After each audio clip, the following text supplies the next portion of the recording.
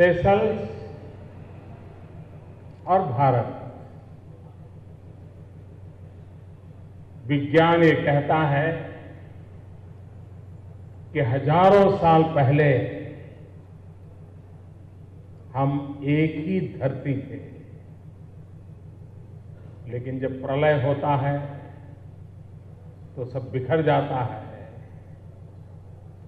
ये धरती और भारत की धरती, इसके बीच हजारों साल पहले हजारों मील का फासला हो गया। प्रकृति ने धरती को अलग किया, लेकिन हमारे दिलों को जुदा नहीं किया।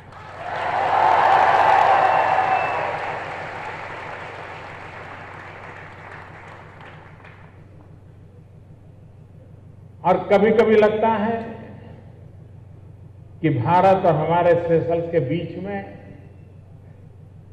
एक बहुत बड़ा समंदर है, लेकिन ये समंदर हमें बिछड़ने के लिए नहीं है, ये समंदर है जो हमें जोड़ता है।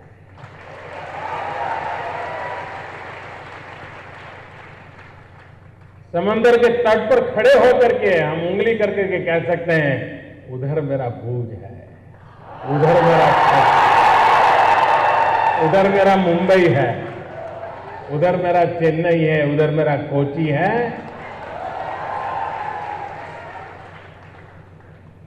ये नजदीकी अपनापन, और इस अर्थ में मैं समझता हूं कि हम लोगों का एक विशेष नाता है। आज भारत इस बात का गर्व करता है कि आप भारतवासी जहां भी गए, जिस अवस्था में गए, जिस कठिनाइयों के बीच जिंदगी को जिए, शताब्दी भर कम समय नहीं होता है। कहते हैं शुरू में 1717 में कुछ लोग यहां आए थे और तब से सिलसिला चला। 100-125 वर्ष बहुत बड़ी मात्रा में आना जाना हुआ, लेकिन इन पूरे कालखंड में आपके व्यवहार से, आपकी वाणी से यहां के लोगों ने आपको अपना बना लिया और आपने इस देश को अपना बना लिया।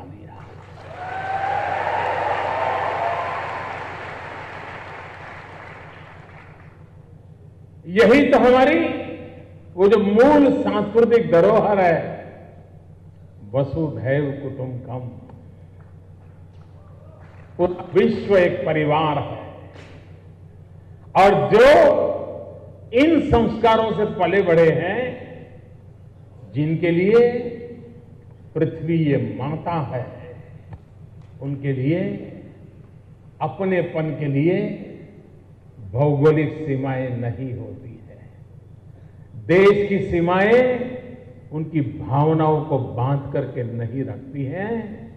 भावनाएं अफाट सागर की तरह फैली हुई होती हैं और आपके व्यवहार से वो देश गर्व अनुभव करता है कि आपने सारी दुनिया में आज भी कहीं पर भी जाओ दुनिया में, कांतिलाल जीवन शाह का नाम दोगे,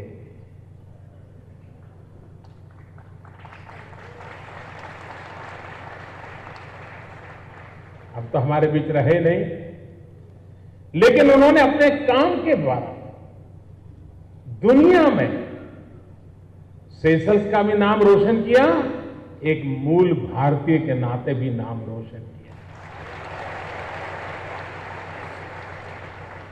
विश्व ने उनको सम्मानित किया, अनेक अवार्ड मिले उनको, और वो सिर्फ आर्थिक कारोबार के कारण नहीं। उन्होंने ज्यादातर चिंता की थी प्रकृति की रक्षा की। आज जिस क्लाइमेट चेंज को लेकर के दुनिया चिंतित है, कांतिलाल शाह अपने जवानी के समय से उन मुद्दों को लेकर के सेशल के अंदर लोगों को जागरूक करने का काम कर रहे थे, लोगों को जगा रहे थे, सामुद्रिक संपदा के लिए जगा रहे थे, संवेदनाएं पैदा कर रहे थे। एक भारतीय के नाते इस प्रकार का उनका जीवन, उस प्रकार का उनका काम हर हिंदुस्तानी को गर्व देता है, अभिमान देता है। और ऐसे तो यहां अनगिनत लोग हैं जिन्होंने अपनी बुद्धि, शक्ति, क्षमता, कल्पना शक्ति, सामर्थ्य, धन, इन सब के द्वारा सेशल्स के निर्माण में बहुत बड़ा योगदान दिया है।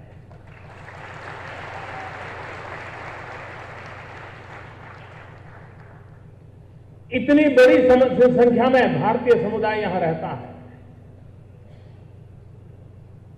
और हम गुजरात के लोग तो एक पुरानी घटना से बड़े परिचित हैं कि जब ईरान से पारसी आए और राजा ने भरा हुआ दूध का कटोरा भेजा और पारसी समुदाय ने उसमें चीनी मिलाई और वापस भेजा। कटोरा भरा हुआ था, लेकिन जब चीनी मिला करके भेजा तो दूध बाहर नहीं गया, अंदर ही रहा, पूरा भरा रहा, लेकिन दूध मीठा हो गया। और तब ये सिंबॉलिक संदेश था कि पारसी ने संदेश दिया कि भले हम ईरान से आए हैं, लेकिन हम हिंदुस्तान की धरती पर ऐसे घुल मिल जाएंगे जिसके कारण आपकी स्वीटनेस में बढ़ोतरी होगी। मैं समझता हूं उसी परंपरा भारतीय समुदाय के लोग यहां आके सेशल्स में उसी तरह घुल मिल गए हैं कि जिसने सेशल्स की स्वीटनेस को बढ़ाया है, उसकी रोशनी को उजागर किया है, उसको सामर्थ्य दिया है। और इस प्रकार से अपने व्यवहार से, अपने आचरण से, जब कोई मेरा भारतीय भाई दुनिया के किसी भी कोने में जाकर के उस समाज की भलाई के लिए जीता है, उस समाज की भलाई के लिए काम करता है, उस धरती के लिए अपना जीवन लगा देता है, तब भारत के नाते हम लोगों को बड़ा गर्व होता है। मैं और आज आपके बीच वो मेरे गर्व की अभिव्यक्ति आपके सामने कर रहा हूं, आनंद की अभिव्यक्ति कर रहा हूं, आपको अभिनंदन कर रहा हूं। और मुझे विश्वास है कि आने वाली हमारी पीढ़ियां भी इस संस्कारों को, इस परंपराओं को बनाए रखेंगे और विश्व में भारत का गौरव, भारत की पहचान बनाने में हमारी अहम भूमिका रहेगी। भाइयों बहनों, कुछ महीने पहले भारत में चुनाव हुआ और बहुत वर्षों के बाद, करीब करीब 30 वर्ष के बाद भारत में पूर्ण बहुमत से चुनकर के लोगों ने एक सरकार बनाई।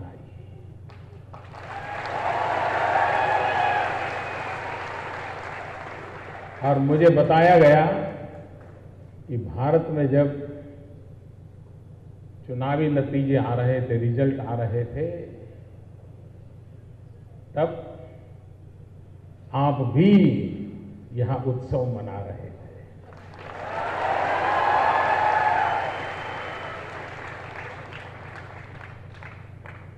ये उत्सव इस बात से भी जुड़ा हुआ था कि आप भी सेशल्स की प्रगति तो चाहते ही चाहते हैं, उसके लिए प्रयास भी करते हैं, लेकिन आपके दिल में ये भी है कि भारत भी प्रगति करे, भारत भी नई ऊंचाइयों पर।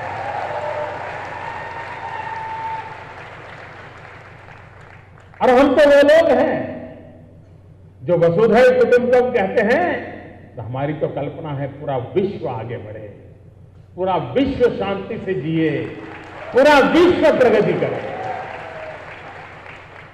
यही तो हमारे सपने हैं, यही तो हमारे संस्कार है, यही हमारा संकल्प है कि हम जय जगत वाले लोग हैं, विश्व कल्याण वाले लोग हैं। और उस काम को करने के लिए भारत को भी अपनी जिम्मेवारी निभाने के लिए सज्ज होना पड़ेगा। अगर भारत गरीब रहा, भारत पिछड़ा रहा, भारत दुर्बल रहा, तो दुनिया की आशा आकांक्षाओं पूरी करने में भारत कोई भूमिका नहीं निभा सकता। तो विश्व कल्याण की भी अगर भूमिका निभानी है तो भारत का मजबूत होना जरूरी है, भारत का सामर्थ्यवान होना जरूरी है, भारत का सुख शांति से हरा भरा देश बनना जरूरी है। और इसलिए पिछले 9-10 महीने में कोशिश की गई है कि देश विकास की नई ऊंचाइयों को पार करे।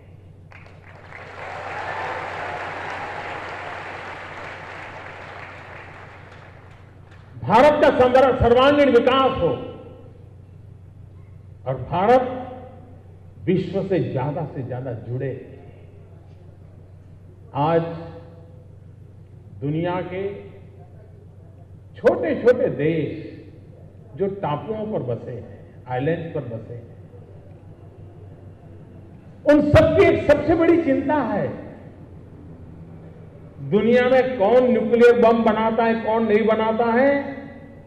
ये आइलैंड में रहने वाले लोगों की चिंता का विषय नहीं है, लेकिन उनकी चिंता का विषय यह है कि ग्लोबल वार्मिंग होता रहेगा तो हम रहेंगे कि नहीं रहेंगे। कहीं हमारा टापू पानी के अंदर चला तो नहीं जाएगा। सदियों से जिसको संजोया है, 2-2, 3-3 पीढ़ी जिसमें खप गई है, कहीं ये तो डूब नहीं जाएगा। और दुनिया को बचाने का काम सिर्फ आइलैंड पर बैठे हुए लोग अपनी रक्षा के लिए कुछ करें और इसलिए सब हो जाएगा, ऐसा नहीं है। पूरे विश्व ने मिलजुल करके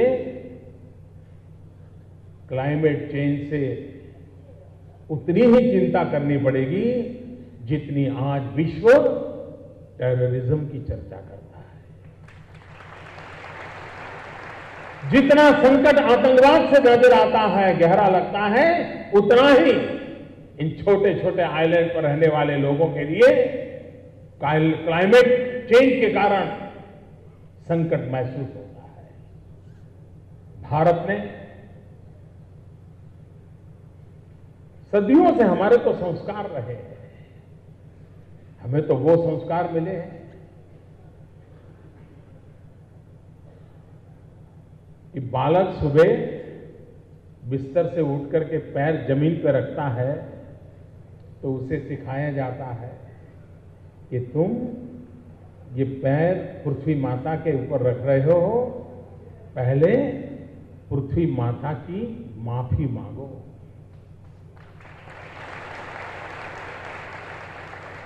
यानी हमें इस मां को पीड़ा देने का कोई हक नहीं है, ये हमारी संस्कृति और हमारे संस्कार में है।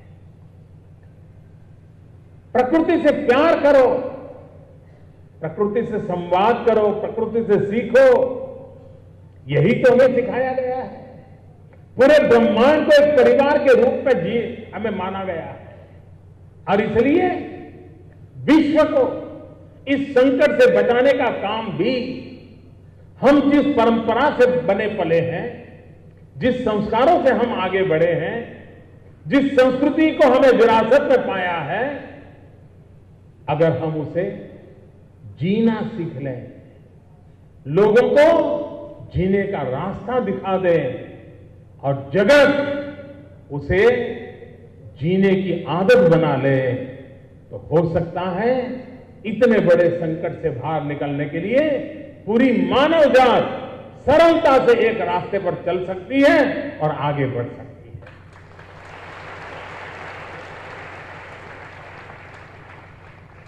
हम वो लोग हैं जो नदी को मां मानते हैं, हम वो लोग हैं जो पौधे में परमात्मा देखते हैं। यही तो बातें हैं जो क्लाइमेट की रक्षा के साथ जुड़े हुए हैं। लेकिन इन परंपराओं के साथ साथ आधुनिक चीजों पर भी बल देना पड़ता है। हमें विकास की उस राह को अपनाना होगा जो सदियों के बाद भी मानव जात के कल्याण में रुकावट पैदा न करे।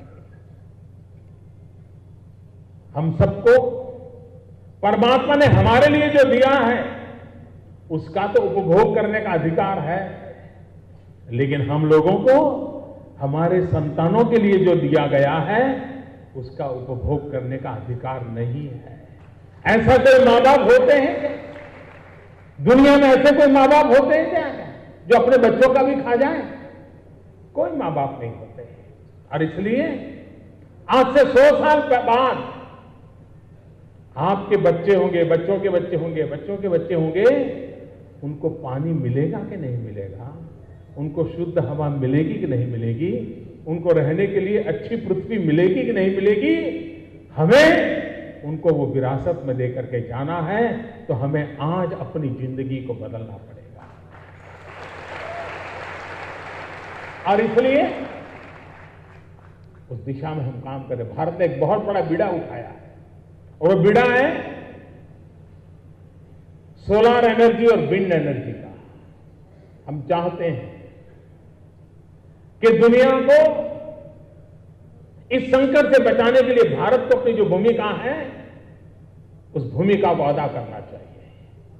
और उस भूमिका को अदा करने के लिए 100 गीगावोट सोलर एनर्जी का संकल्प हमने लिया है 2022 में। जब भारत की आजादी के 75 साल होंगे, जब भारत अपनी आजादी का अमृत महोत्सव मनाएगा, हम दुनिया को एक सौगात देना चाहते हैं ताकि विश्व को ग्लोबल वार्मिंग से बचाने में भारत भी अपनी अहम भूमिका निभाए। हम 60 गीगावोट विंड एनर्जी की ओर जा रहे हैं। ये टारगेट बहुत बड़े हैं, छोटे नहीं हैं, लेकिन इन संकल्पों को हम इसलिए लेकर के चले हैं क्योंकि हमारी प्रेरणा सिर्फ हिंदुस्तान में किसी के घर में दिया जले वो नहीं है। हमारी प्रेरणा इन छोटे छोटे टापुओं पर जो लोग जीते हैं, रह रहे हैं छोटे छोटे देशों के रूप में, उनके जीवन की रक्षा करना, ये हमारी प्रेरणा है, ये हमारा संकल्प है। अब इसलिए सोलर पावर होगा तो हिंदुस्तान में, लेकिन सीधा सीधा फायदा मिलेगा सेशल्स की भावी पीढ़ी को। ये सपने लेकर के हम आए।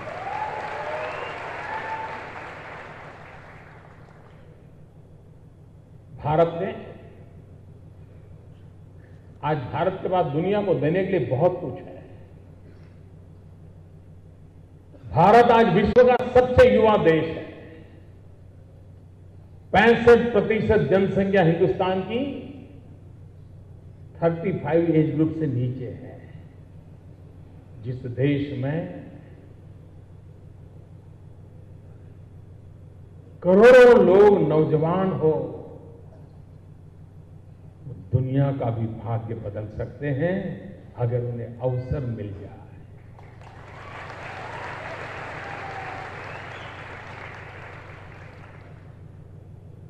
इस नई सरकार की कोशिश ये है कि हम नौजवानों को अधिकतम अवसर कैसे दें, ज्यादा से ज्यादा अवसर उनको विकास के लिए कैसे मिले, उस दिशा में हमारा प्रयास है। और इसलिए मेक इन इंडिया ये हमने अभियान चलाया है। मैं दुनिया को निमंत्रण देकर दे रहा हूं, आइए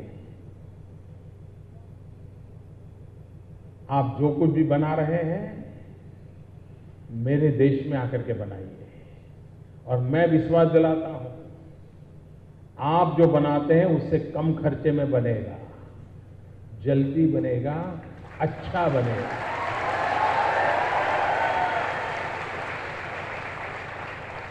आज आपकी प्रोडक्ट 5 देशों में जाती हैं, हिंदुस्तान में बनाइए, 50 देशों में पहुंचना शुरू होगा।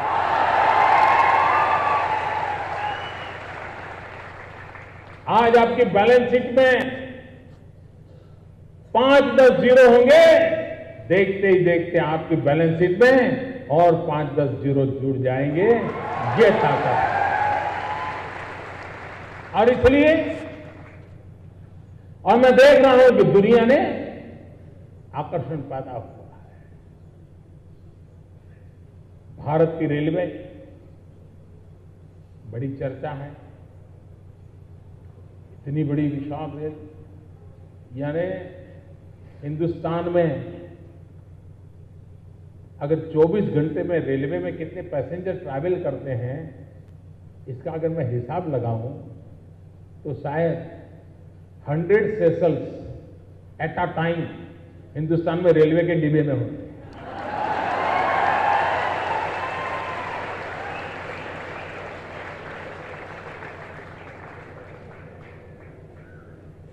आप कल्पना कर सकते हैं कि रेलवे को कितने विकास की संभावना है। रेलवे को हम आधुनिक बनाना चाहते हैं, रेलवे को हम दूर सुदूर क्षेत्रों तक पहुंचाना चाहते हैं। और ये रेलवे को हम पीछे क्यों लगे हैं? सिर्फ भारत के लोगों को ट्रांसपोर्टेशन की सुविधा मिले इतना मकसद नहीं है।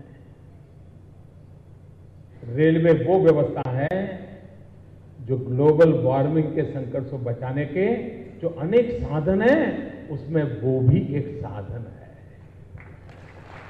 मास ट्रांसपोर्टेशन से एमिशन कम होता है, और जब एमिशन कम होता है तो ग्लोबल वार्मिंग में कमी आती है, और ग्लोबल वार्मिंग में कमी आती है तो क्लाइमेट चेंज की चिंता टलती है, और क्लाइमेट चेंज की चिंता टलती है मतलब सेशल्स को जीने की गारंटी पैदा होती है। रेलवे वहां बनेगी, रेलवे वहां बढ़ेगी, लेकिन लाभ इन छोटे छोटे टापुओं पर बसने वाले दुनिया के छोटे छोटे देश के नागरिकों को होने वाला है। क्योंकि भारत इतना बड़ा देश, हम चाहते हैं भारत की रेल तेज गति से चले, हम चाहते हैं भारत की रेल आगे विस्तृत हो, हम चाहते हैं भारत की रेल आधुनिक बने, और इसलिए हमने 100% फॉरेन डायरेक्ट इन्वेस्टमेंट के लिए रास्ते खोल दिए। मैंने दुनिया को कहा कि आपके पास टेक्नोलॉजी है, आइए, आपके पास धन है, आइए, आप अपने व्यवसाय का विस्तार करना चाहते हैं, आइए। भारत की रेल भी दुनिया के अनेक देशों से इकोनॉमी को बढ़ा सके इतनी ताकतवर है, और इसलिए मैं मेक इंडिया के इस काम को लगा।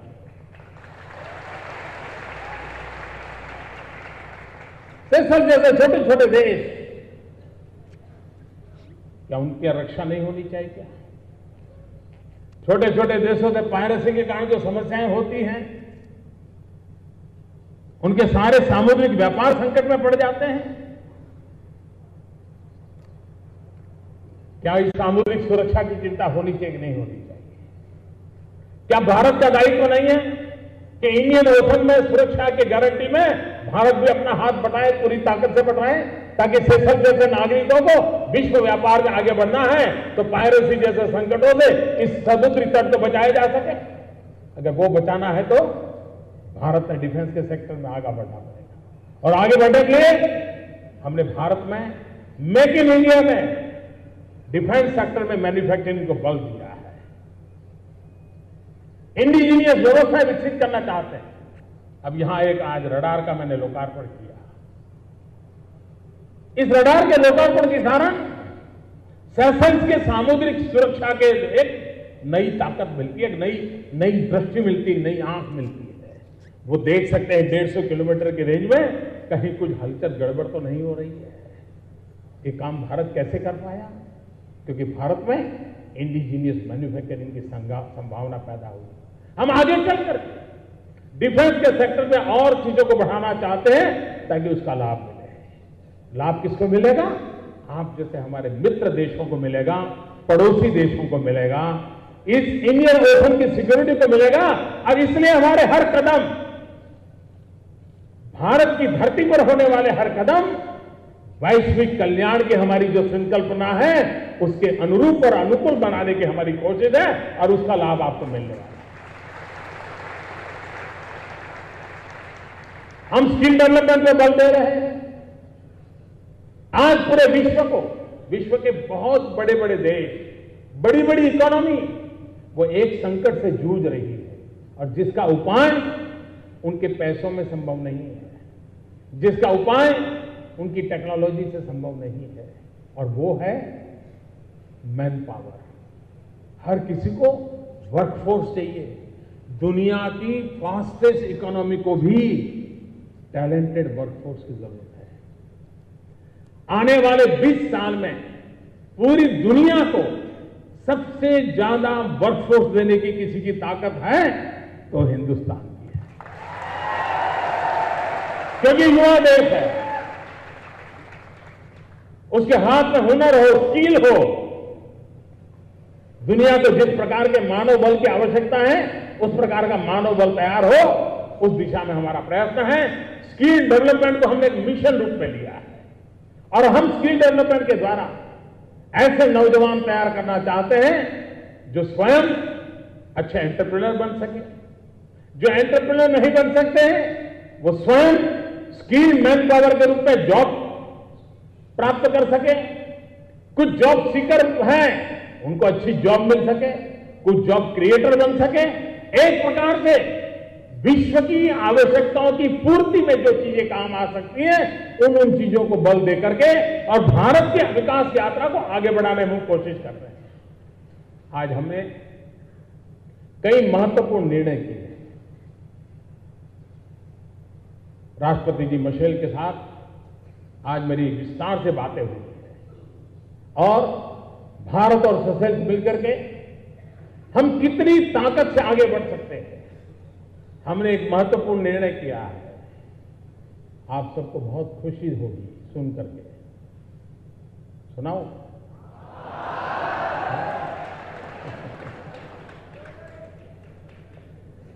भारत सरकार ने निर्णय किया है कि सेशेल्स से जो नागरिक हिंदुस्तान आना चाहते हैं उनको 3 महीने का वीजा मुफ्त में दिया जाए।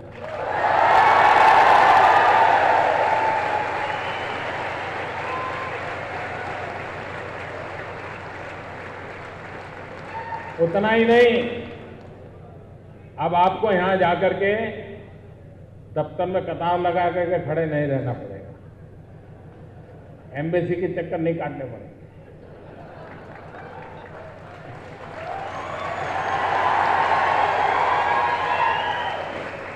अब वीजा ऑन अराइवल होगा। आप एयरपोर्ट में आए, थप्पा लग गया, आ जाओ।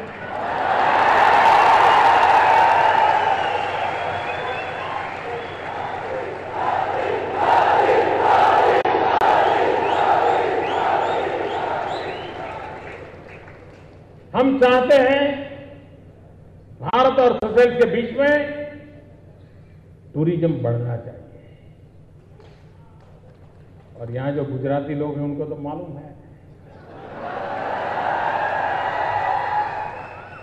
गुजराती लोग तो ढूंढते रहते हैं कि संडे को कहां जाओ, इस वीकेंड पे कहां जाओ।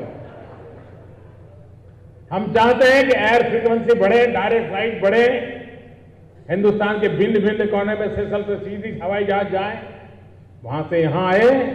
इससे टूरिज्म को बढ़ावा मिलेगा और टूरिज्म को बढ़ावा मिलेगा तो उसके कारण सेशेल्स से लोग जो हिंदुस्तान जाएंगे वो भारत को अच्छी तरह जानेंगे और भारत से जो लोग यहां आएंगे वो सेशेल्स की इकोनॉमी को ताकतवर बनाएंगे। और मैं मानता हूं टूरिज्म दुनिया में तेज गति से बढ़ रहा व्यवसाय है, तेज गति से। लेकिन टूरिज्म मानव जात को जोड़ने का एक बहुत बड़ा माध्यम है, विश्व को जानना, समझना, अपना बनाने का एक बहुत बड़ा अवसर है, और उस अवसर को हम आगे बढ़ाना चाहते हैं। भाइयों बहनों, आज समय की सीमा है, कुछ ही घंटों के लिए मैं आया हूं, पहली बार आया हूं, लेकिन लगता ऐसा है कि अच्छा होता मैं ज्यादा समय के लिए आया होता।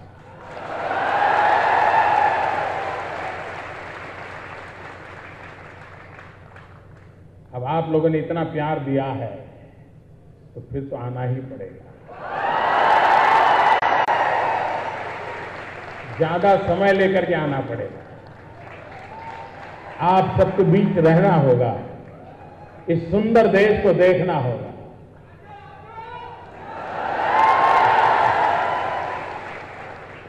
तो मैं फिर एक बार आपके प्यार के लिए मैं आपका बहुत बहुत आभारी हूं, और मेरी तरफ से, समग्र देशवासियों की तरफ से आपको मेरी बहुत बहुत शुभकामनाएं हैं, और स्वागत सम्मान के लिए आपका बहुत बहुत आभार व्यक्त करता हूं। आवजो, नमस्ते। Our relationship is a powerful example of warm friendship and productive partnership. For India,